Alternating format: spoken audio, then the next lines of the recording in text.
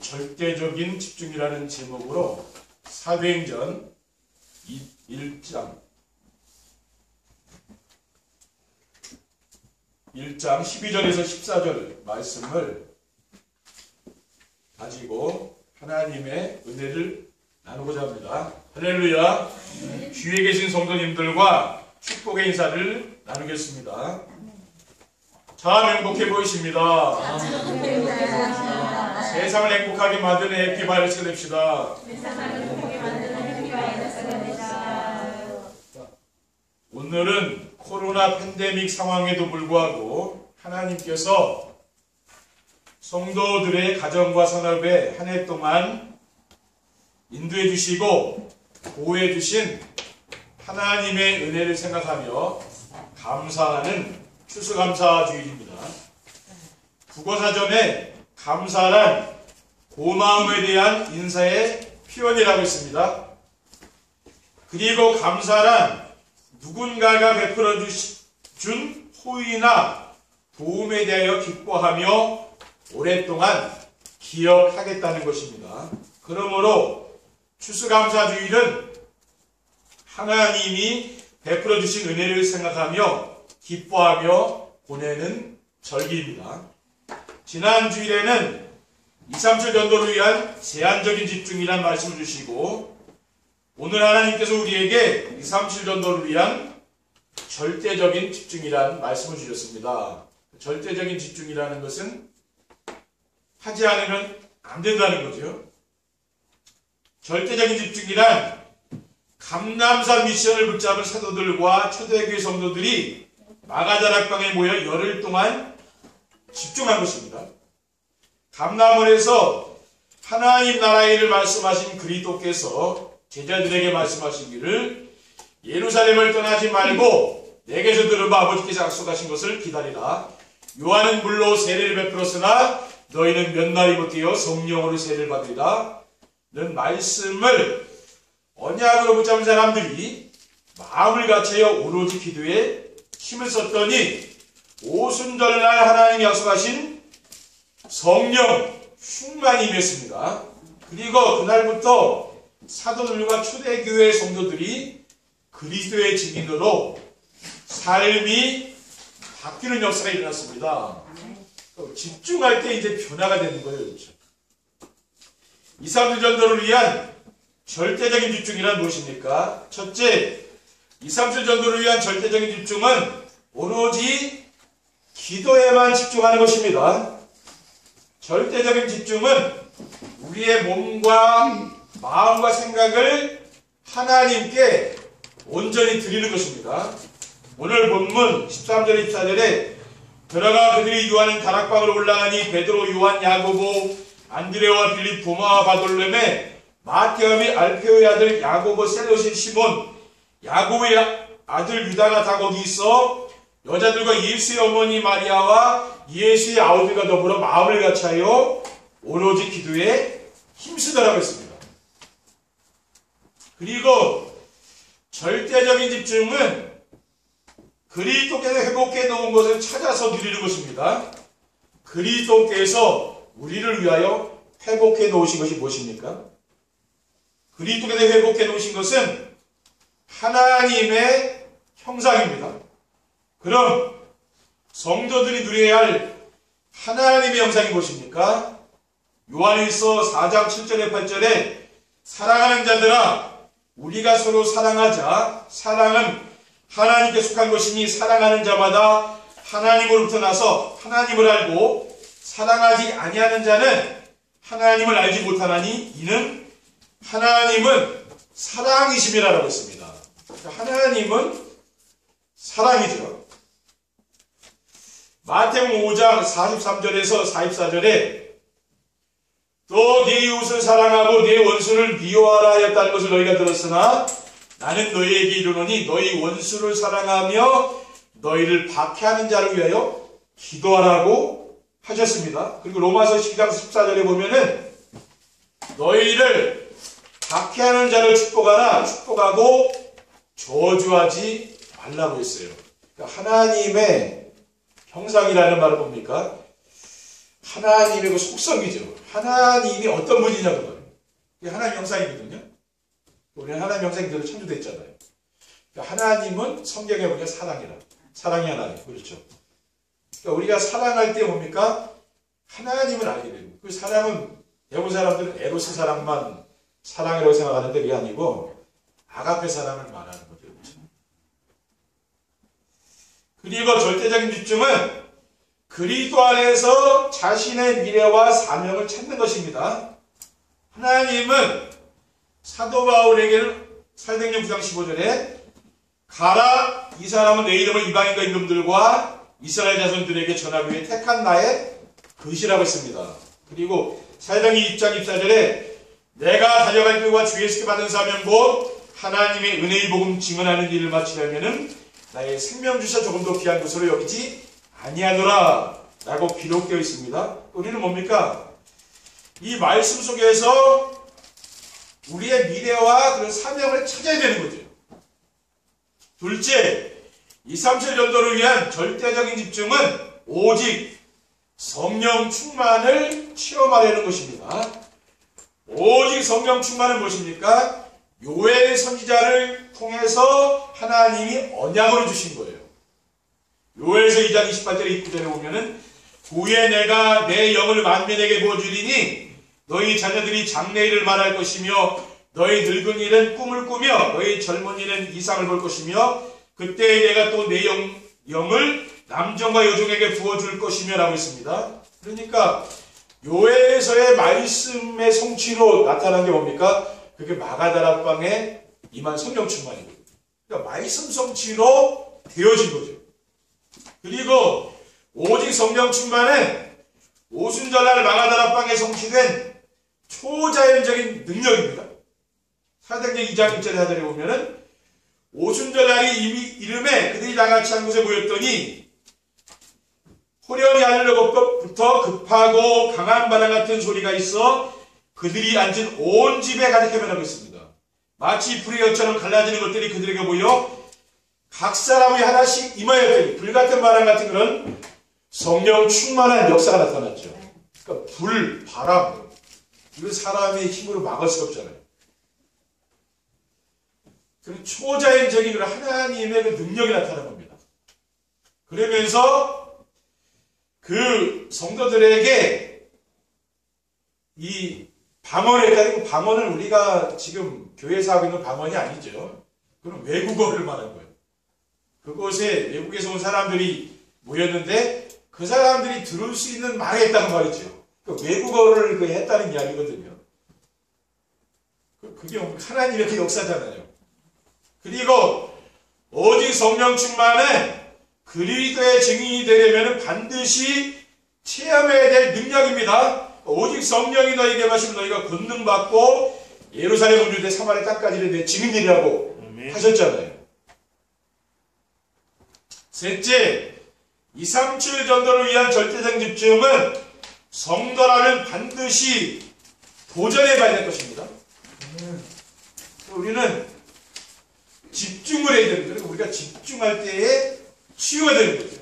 그러니까 모든 성도들이 도전해야 될 것이 무엇입니까? 우리를 지으신 창조주 하나님을 사실적으로 체험하는 시간을 갖는 거죠. 믿음의 조상 아브라함이 조카 롯을 내보내고 창세기 13장 18절에 보면은 이에 아브라함이 장막을 옮겨 헤브론에 있는 마므레 상수의 숲에 이르러 거주하며 거기서 여호와를 위하여 제단을 쌓았더라 라고 했습니다. 그러니까 조카 롯 불신함을 내보내고 아브라함은 단을 쌓았다 그랬잖아요. 그러면 정시의 배를 드린 거예요. 다니엘 어땠습니까? 다니엘은 사형 선고를 받았잖아요. 하나님을 잘 섬기는 것 때문에 결국은 모함 받아서 사형 선고를 받았지 않았습니까? 다니엘 6장 10절에 다니엘이 이 조세의 왕의 도장이 찍힌 것을 알고도 자기 집에 돌아가서는 윗방에 올라가 예루살렘을 향한 창문을 열고 전에 하던 대로 하루 3번씩 무릎을 꿇고 기도하며 그의 하나님께 감사하였더라. 그러니까 습관대로 이 기도하는 습관을 가지고 있는 게 다니엘이잖아요. 하루에 3번씩 기도했다 그랬어요. 자기 집에서. 그리고 사형을 당하는데 지금 다니엘은 무슨 기도했냐면 감사 기도합니다. 이렇게 집중을 할 때 뭡니까? 이렇게 사람이 변화되는 거죠. 그렇죠? 그리고 우리를 구원하신 그리스도를 사실적으로 체험하는 시간을 갖는 것입니다. 지금도 우리 안에 계시며 우리와 함께 하시는 성령님을 사실적으로 체험하는 시간을 가져야 되는, 우리 삼위일체 하나님이 우리 안에 계시잖아요. 우리는 이분을 체험해야 되잖아요. 언제 체험할 수 있느냐? 우리가 집중할 때, 시간과 장소를 정해서 내가 하나님께 집중할 때 우리가 체험하게 되는 거죠. 물론 일하면서도 뭐 체험할 수도 있잖아요. 그거 일할 때는 다 하나님을 잃어버리잖아요, 사람들이. 그렇죠? 우리가 시간을 들여 하나님께 말씀에 집중하고 할 때 뭡니까? 그때 체험하게 되는 거예요. 교회에서 예배 드릴 때 우리 하나님의 또 은혜를 체험하지 않습니까? 매일매일 시간과 장소를 정하여 강단 메시지를 듣고 기록하고 묵상하는 정시 예배에 도전해 보시기 바랍니다. 하시는 분들은 잘 하시지만은 잘 못 하시는 분도 계시잖아요. 오늘부터 한번 도전해 보시는 거예요. 왜 그러냐? 그래야 내가 하나님을 체험할 수가 있는 거죠. 그렇죠? 여러분들이 날마다 하루에 1시간 이상 하나님께 시간의 11조를 드리기 바랍니다. 적어도 1시간 이상은 내가 드려봐야 그 하나님 은혜를 내가 알 수 있는 거 아니에요. 그렇죠? 그렇지 않으면 우리가 그냥 불신자같이 세상을 살아가는 거 아닙니까? 성경도 읽고 또 강단 말씀도 듣고 뭐 같은 메시지를 2번씩 듣는 건 힘든 일이잖아요. 하루에 한 번씩 듣고 또 성경 읽기도 하고 계시잖아요. 그것도 한 30분 될 거 아니에요. 강단 말씀 듣는 것도 30분 그럼 1시간을 하잖아요. 그렇죠? 기본적으로 그 정도는 해. 그것도 안 하면 뭡니까? 우리 그냥 세상적으로 사는 거 아니에요. 그렇죠? 마태복음 6장 6절에 너는 기도할 때 내 골방에 들어가 문을 닫고 은밀한 중에 계신 네 아버지께 기도하라. 은밀한 중에 보시는 네 아버지께서 갚으시리라. 이거는 누구를 위해서 하는 건 아니잖아요. 누굴 뭡니까? 하나님을 바라보고 우리가 하는 것이지 우리가 누구 사람한테 잘 보이려고 그런 거 하는 건 아니잖아요. 그렇죠? 2, 3절 전도를 위한 절대적인 집중을 하려면 어떻게 해야 됩니까? 첫째, 절대적인 집중을 하려면은 인생의 근본 문제와 해답을 알고 있어야 됩니다. 인생의 근본 문제와 해답은 무엇입니까? 인생의 모든 문제는 불순종의 죄를 짓고 하나님의 형상을 잃어버린 겁니다. 원래 인간은 하나님의 형상으로 지음받았기 때문에 창조주 하나님을 만나서 하나님과 함께 지내야 행복한 것입니다. 그런데 인류의 시조인 아담과 하와가 하나님 말씀을 불순종하여 선악과를 따먹고 하나님을 떠난 거죠. 그래서 우리 인간은 불행한 거예요. 아무리 돈이 많아도 행복한 게 아니죠. 하나님을 만나지 못하면 인간은 공허하고 불행합니다. 그리고 하나님의 형상을 잃어버린 인간은 사탄의 종로를 타며 고통을 당하게 사는 거죠. 그러니까 운명 가운데 빠져서 빠져나올 수가 없는 거죠. 에베소 2장 2절에 보면은 그때 너희는 그 가운데서 이 세상 풍조를 따르고 공중의 권세 잡은 자를 따랐으니 곧 지금 불순종의 아들들 가운데 역사하는 영이라고 했어요. 그리고 하나님의 형상을 회복하고 사탄의 손에서 해방되는 길은 오직 그리스도밖에 없습니다.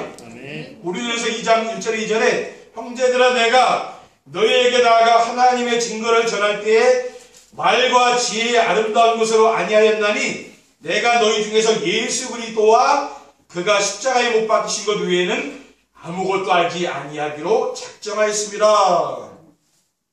사도 바울은 뭡니까? 좋은 말을 사람들이 좋아하는 말로 이렇게 설교한 게 아니라고 말이에요. 지금 교회들이 뭡니까? 사람들이 좋아하는 그런 목사님들 그 설교 많이 하잖아요. 그렇죠? 성들이 좋아하는 말. 근데 사도 바울은 뭐라고 얘기했냐면은 그리스도와 그의 십자가 외에는 나는 알지 않기로 작정했다. 오직 복음을 강단에 선포한 거예요. 그럼 저는 그 확신이 있어요. 오직 복음만 선포하면은 하나님 우리 성도들에게 복을 주신다는 확신이 있어요. 그럼 왜 그러냐? 우리 성경의 기록. 우리 성경대로 해야지 세상적인 방법으로 하다 보면은요, 그게 나중에 잘못된 길로 간다고 말이에요. 그렇죠?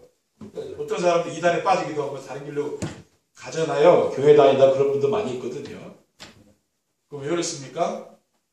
우리 그 교회 책임도 있고 목회자 책임도 있고 그런 거 있잖아요. 그렇죠? 둘째, 절대적인 집중을 하려면은 그리스도로 인생의 모든 문제가 끝났음을 믿어야 됩니다. 아멘. 그리스도께서 어떻게 인생의 문제를 끝내셨음을 믿어야 됩니까? 그리스도께서 십자가 위에서 죽음 직전에 다 이뤘다고 선언하셨어요.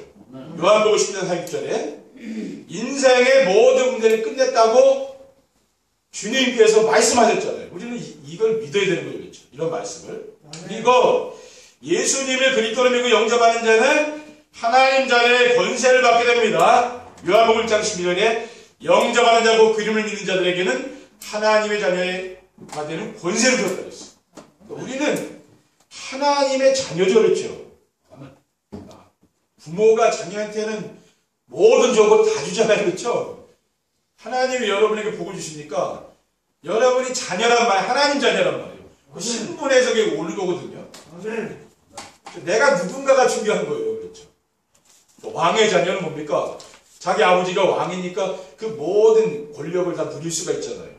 자녀기 때문에 그런 거거든요. 우리는 창조주 하나님의 자녀가 된 거니까 우주 만물을 다스릴 수 있는 그 권세를 주신 거 아니에요. 그렇죠? 그러니까 어마어마한 권세가 있는 거거든요. 그리고 하나님 자녀의 권세는 무엇입니까? 보좌의 축복과 시공간 초월과 237의 빛이 되는 것입니다. 아멘. 베드로전서 2장 9절에 보면은 그러나 너희는 택하신 족속이요 왕같은 제사장들이요 거룩한 나라여 그의 소유가된 백성이니 이는 너희를 어두운 데서 불러내어 그의 귀한 빛에 들어가게 하신 이에 아름다운 덕을 선포하게 하시면 라고 있습니다. 우리는 성경을 많이 읽기도 해야 되겠지만은 진짜 중요한 것은 이 말씀을 믿어야 되거든요. 왕 같은 제사장이고 빛을 비추는 선지자로 하나님 나를 부르셨고 그러니까 믿어져야 되는 거죠. 아멘. 우리가 성경 말씀을 왜 암송합니까? 그 믿어지는 거죠. 그때. 셋째, 절대적인 집중을 하려면은 그리스도께서 부탁하신 하나님 나라의 일을 알아야 됩니다. 사망 권세를 이기시고 부활하신 그리스도께서 제자들에게 감람원에서 40일 동안 부탁하신 일이 뭡니까? 그게 하나님 나라의 일이거든요. 그러면은 하나님 나라의 일은 그리스도께서 오셔서 행하신 모든 일을 말하는 그게 하나님 나라의 일. 그러니까 그리스도를 모르면은 뭡니까? 하나님 나라의 일이 뭔지 모르는 거죠. 그러니까 그리스도가 누구인지 알아야 되는 거죠. 그리고 그리스도께서 오셔서 행하신 모든 일이 무엇입니까? 그리스도께서는 이 땅에 오셔서 우리에게 구원의 축복을 주셨어요. 그럼 구원의 축복이 무엇입니까? 구원의 축복은 그리스도께서 회복해 놓으신 잃어버린 하나님의 형상을 누리는 걸 말해요. 갈라디아 5장 22절 23절에 보면은 오직 성령의 열매는 사랑과 희락과 평과 오래 참음과 자비와 양선과 충성과 온유와 절제니 이 같은 것을 금지할 법이 없느니라라고 했어요. 그러니까 하나님의 형상을 누린다는 건 하나님의 형상은 그러니까 우리 안에 성령님이 계시잖아요. 그렇죠? 하나님이요. 그러니까 그 열매가 있을까? 하나님이 우리와 함께 계신다면은 그 열매가 있을까 합니까? 그렇죠? 여러분이 그 하나님의 은혜 속에 산다면 그 열매가 나오는데 그 뭡니까? 그게 사랑이랑 화평이잖아요. 오래 참는 거죠. 그리고 뭡니까? 절제 이런 거. 이게 성령의 열매라고 이런 것들이 열매가 맺힌다는 말이에요. 아멘. 그리고 구원의 축복은 무엇입니까? 그리스도께서 회복해 놓으신 생명이신 성령님께서 함께 하시는 축복을 누리는 것입니다. 로마서 8장 2절에 이는 그리스도 예수 안에 있는 생명의 성령의 법이 죄와 사망의 법에서 너를 해방하였습니다 라고 했어요. 생명이 성령의 법이래요. 그러니까 자세히 여러분이 메시지를 들어보면은 제가 늘 반복하는 것 같은데 그 반복하면서도 뭐가 있느냐면요. 그 성경 구절을 깊이 보고 있는 거예요. 대부분 사람들이 성경만 많이 읽다 보니까 깊이를 못 보거든요. 근데 깊이 자세히 봐야 돼요. 성경 말씀은. 아멘. 숲을 봐야 되지만은 전체를 봐야 되지만은 세밀한 그 나무를 보듯이요. 그 나무도 뭡니까? 그 자세히 보면은 그 뭐 소나무, 밤나무 다 산에 등산하다 보면 다 차이가 있거든요. 그것도 봐야 돼요. 성경은 전체도 봐야 되지만은 부분 아주 세밀하게 그 단어 그 한 구절 속에 깊은 의미가 그것도 봐야 돼요. 그래야 내가 그 성경 말씀을 내가 깊이 볼 수 있는 거예요. 그리고 구원은 그리스도께서 회복해 놓으신 에덴 동산의 축복을 누리는 것입니다. 창세기 2장 8절에 여호와 하나님이 동방의 에덴의 동산을 창설하시고 그 지으신 사람을 거기 두시니라고 했어요. 그러니까 에덴 동산의 축복은 무엇입니까? 하나님이 함께 하시며 필요한 모든 것을 채워주시고 가정이 천국이 되는 거예요. 이렇게 되는 거예요. 그게 에덴 동산의 축복입니다. 이걸 누리라는 거예요. 여러분이 이 메시지를 쭉 따라오시다 보면 그렇게 변화가 돼요. 이거는 우리가 뭐 신앙생활을 잘해서 그렇게 되는 게 아니라요. 우리가 강단의 말씀을 하나님 말씀을 믿고 순종하며 따라가다 보면 이 응답이 그냥 오는 거라니까 그렇게 되는 거예요.